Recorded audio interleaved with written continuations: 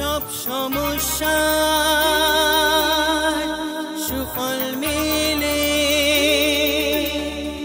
জ্যোতি শ্রেষ্ঠ শ্রীলালের সঙ্গ পেলে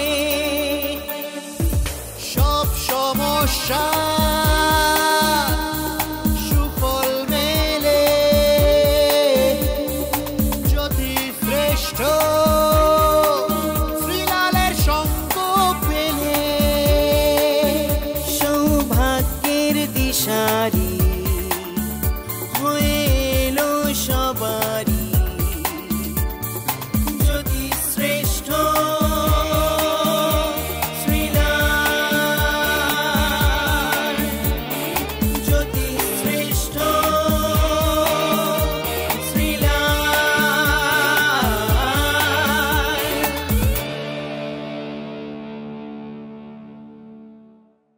মাসের শুরুর দিন, এখন গোটা মাস পড়ে রয়েছে। খুব স্বাভাবিকভাবেই জানতে ইচ্ছে করছে যে আজকের দিনটা স্পেশালি আগামী মাসটা কেমন কাটবে, আর তাই জন্য সৌভাগ্যের দিশারিতে শ্রীলাল দাকে সঙ্গে নিয়ে হাজির হয়ে গেছে। শ্রীলাল দা, আজকে কি তুমি আমাদের এপ্রিল ফুল করবে?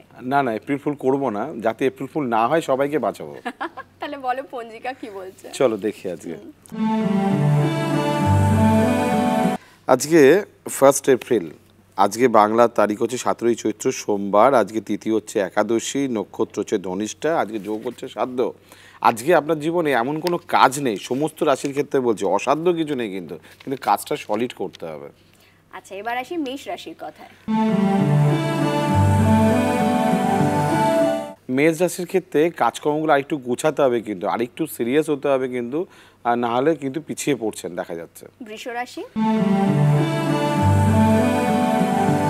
বৃষ রাশির ক্ষেত্রে একটু টেনশন যোগ দেখা যাচ্ছে, হওয়া কাজগুলো হচ্ছে না, আপনাকে লোকে আন্ডার এস্টিমেট করছে, একটু চাপে আছেন। মিথুন রাশি। মিথুন রাশির ক্ষেত্রে ভ্রমণের যোগ দেখা যাচ্ছে, কাজকর্ম করতে ইচ্ছে করছে না, তবে নতুন কোনো সুযোগ আসছে, কিন্তু আজকে কাজে লাগান। বাহ। কর্কট। কর্কট রাশির ক্ষেত্রে আজকে শুভ বিবাহের যোগ দেখা যাচ্ছে, শুভ যোগাযোগের কথা দেখা যাচ্ছে, শুভ কিছু ঘটছে আজকে। দারুণ খবর দিলে। সিংহ রাশি। সিংহ রাশির ক্ষেত্রে প্রেম, ভালোবাসা, বন্ধু সম্পর্কগুলো নষ্ট হচ্ছে, লোকে আপনাকে ভুল বুঝছে, ভাবছে আপনি অনেক কামাচ্ছেন, অনেক কিছু করছেন, ভালো ভালো কিছু ভাবলেও ভালো, খারাপ কিছু ভাবলেও ভালো আজকে আপনার জন্য। কন্যা রাশি। কন্যা রাশির ক্ষেত্রে শত্রুতার যোগ দেখা যাচ্ছে, হওয়া কাজগুলো হচ্ছে না দেখা যাচ্ছে, শরীর নিয়ে ডিস্টারবেন্স আছে। তুলা রাশি। তুলা রাশির ক্ষেত্রে পারিবারিক ক্ষেত্রে একটু গোলযোগ দেখা যাচ্ছে, লিগ্যাল কিছু প্রবলেম আসছে, কেউ আপনাকে বদনাম করার বা সমস্যা ফেলার চেষ্টা করছে। বৃশ্চিক রাশি। বৃশ্চিকের ক্ষেত্রে কাজকর্মগুলো একটু গোছাতে হবে, কিন্তু কথা কম, আজকে কাজ বেশি করতে হবে।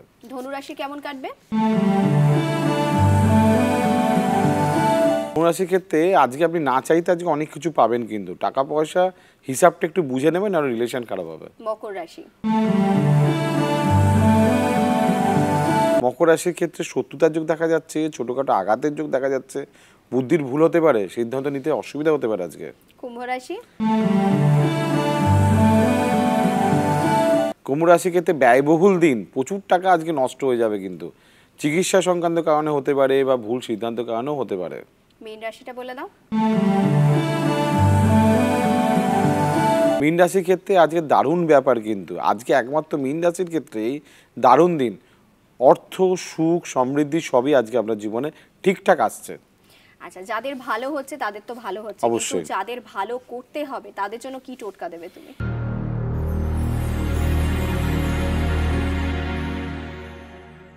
দেখো, এই আজকের দিন যেহেতু এপ্রিল ফুল, মানে 1 এপ্রিল, আমি বলি এপ্রিল ফুল নয়, জীবনে কোনো কিছু না পাওয়াটাই কিন্তু ফুল, মানে বোকামি আর কি। অর্থাৎ জীবনে আপনার সব কপালে আছে, কিন্তু নেই বলে কোনো শব্দ হয় না।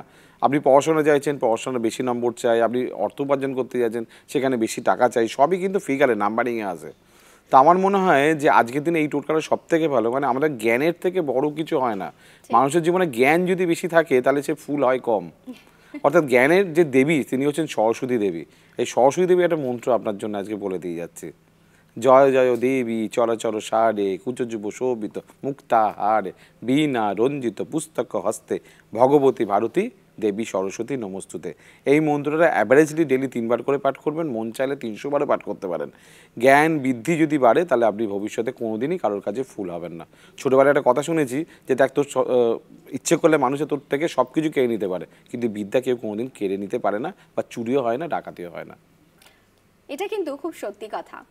যারা শ্রীলালদার সঙ্গে যোগাযোগ করে ফেলেছো তাদের তো নম্বরটা মুখস্থ হয়ে গেছে, কিন্তু যারা আগামী দিনে যেতে চাও তারা অবশ্যই নম্বরটা মুখস্থ করে ফেলো। শ্রীলালদা, তোমার বিউটিফুল নাম্বারটা বলে দাও। আমি বলি কি যে আজকে প্রোগ্রামটা কিন্তু আপনার খুব স্মরণীয় প্রোগ্রাম। কিন্তু আপনি ইউটিউবে গিয়ে শুধু ইউটিউবটা টাচ করে বলবেন শ্রীলাল, আর দেখবেন শ্রীলাল হাজির আপনার মুখের সামনে।